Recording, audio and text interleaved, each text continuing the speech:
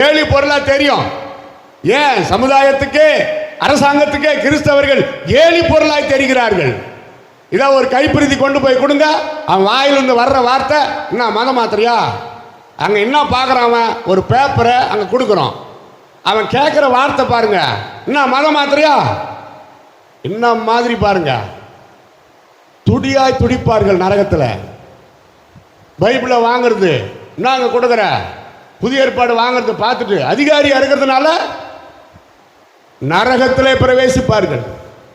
புதிய ஏற்பாடு ஒருத்தன் பார்த்துட்டு குப்பை தொட்டில போடுறான், அவனுக்கு வரப்போகிற அழிவு அவனுக்கே தெரியல.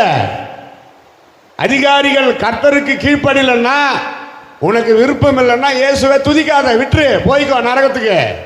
பைபிளை படிக்கிறவங்கள, புதிய ஏற்பாடு படிக்கிறவங்கள, கைப்பிரதி வாங்கி வச்சிருக்கிறவங்கள பிடிங்கி அவங்கள அடிச்சு கலாட்டா பண்றப்போ, ஐயோ உன் சாபமும் உன் பாவமும் பெரிதாகி நரகத்தில் போய் நீ வேதனைப்படுவார்.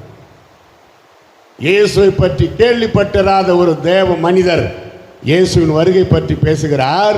இயேசுவை பற்றி கேள்விப்பட்டு ஆனாலும் மனம் திரும்பாமல் இயேசு கிட்ட வராமல் ஜாதி பெருமை, பணப்பெருமை, குலப்பெருமை, கோத்திர பெருமை பேசிக்கொண்டு இயேசு கிட்ட வந்தாவே கீழ் ஜாதிக்காரன் என்று பொய் சொல்லிக்கொண்டு இயேசுவை பற்றி எங்கன்னா பேசினா மனமாத்துறாங்கன்னு அவங்கள பிடிச்சி ஜெயிலில் போட்டு அடித்து சித்திரவதை பண்ணுகிற மனிதர்களுக்கு ஐயோ, ஆபத்து, நரகாக்கினை.